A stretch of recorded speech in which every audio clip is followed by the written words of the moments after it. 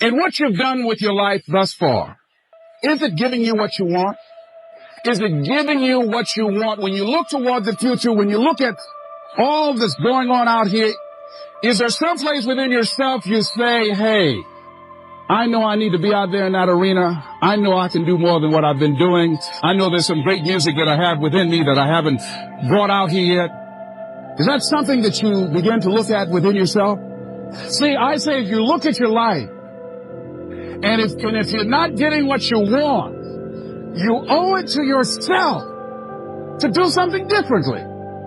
If you own a job, 85%, they say, of Americans go to jobs that they're unhappy.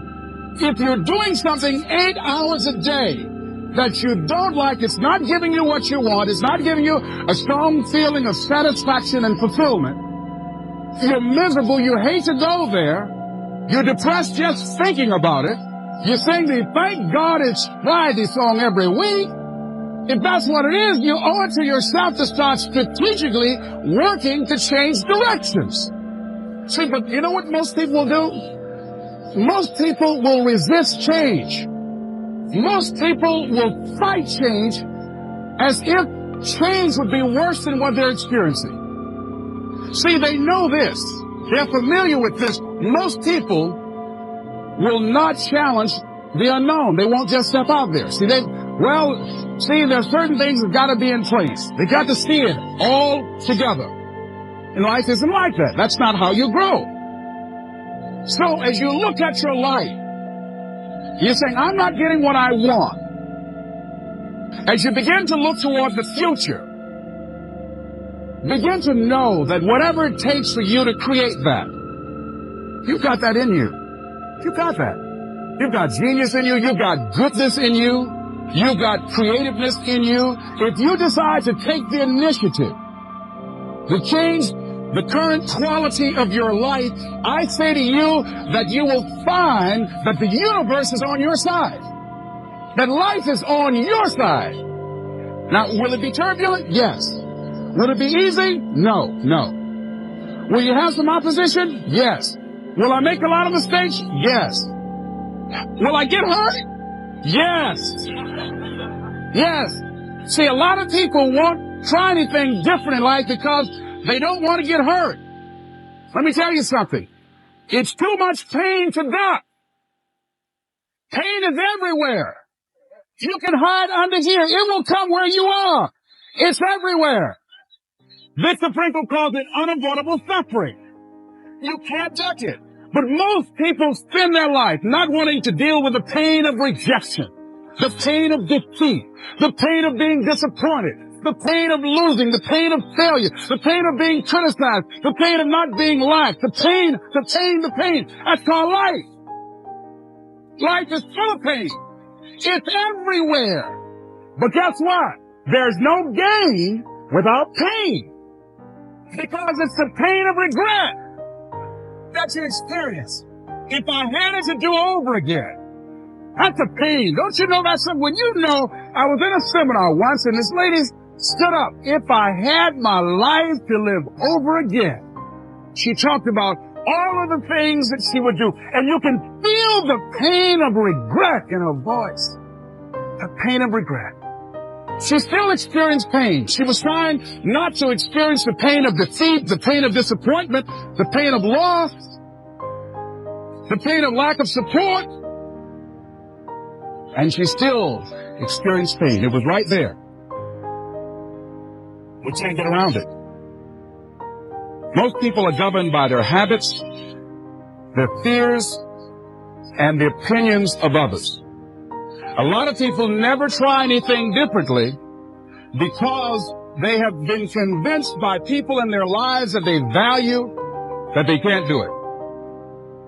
They're living within the context of the opinions that other people have of them, the low expectations. Many people doubt themselves because when they thought about doing something at some critical point in their lives, somebody they respected and honored, somebody they believed in, somebody that they loved, someone they trusted said, you can't do that. And they accepted that. As you look at your life,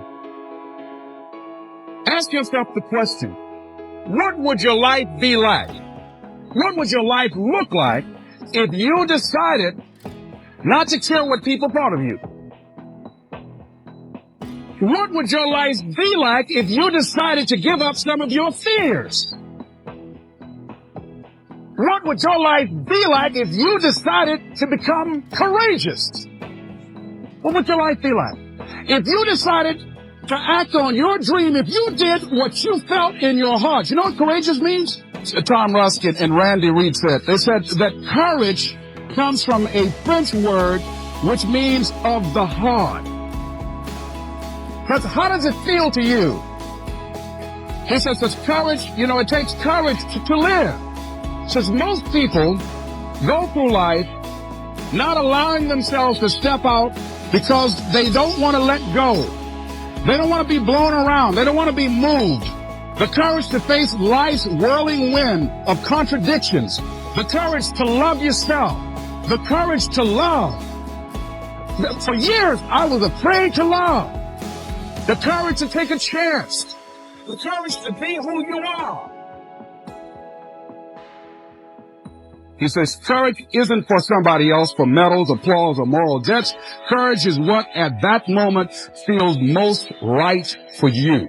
Not just situational ethics, but what feels right in your heart, the word. At the heart, what feels right in your heart. One great philosopher says, cowards die many times before their death. The valiant never taste of death but once.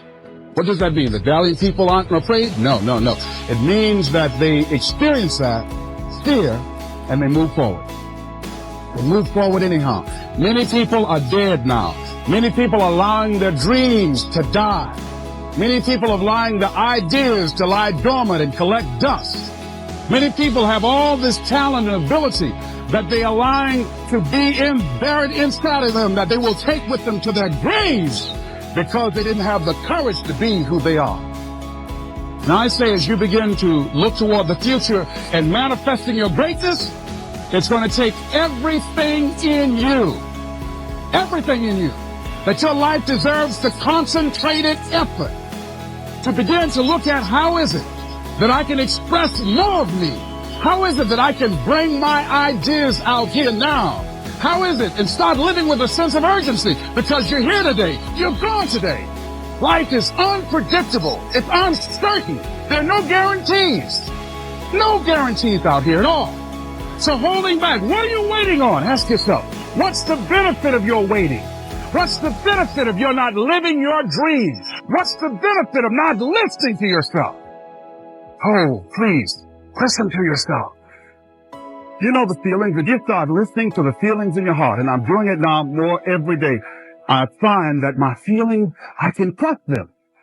And I say to you that as you look toward the future, you look at life on a daily basis, if there's something that you have been given, if you've heard something within yourself that you know that what you're doing now doesn't fit for you, it doesn't work for you, it's not giving you what you want, and there's something else that you want to do, don't allow that inner doubt in you to talk you out of it. To build a case on why you can't have it. To tell you why you're not good enough. You ignore that inner voice and all of the external voices.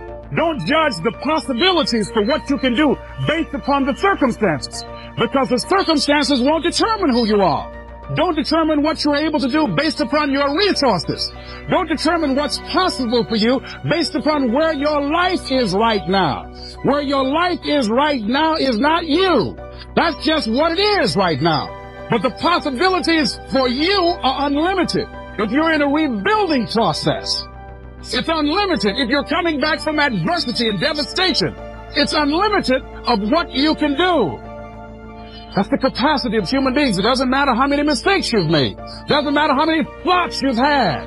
Doesn't matter how much money you've lost. In fact, I see it only as an investment of what you learn from life.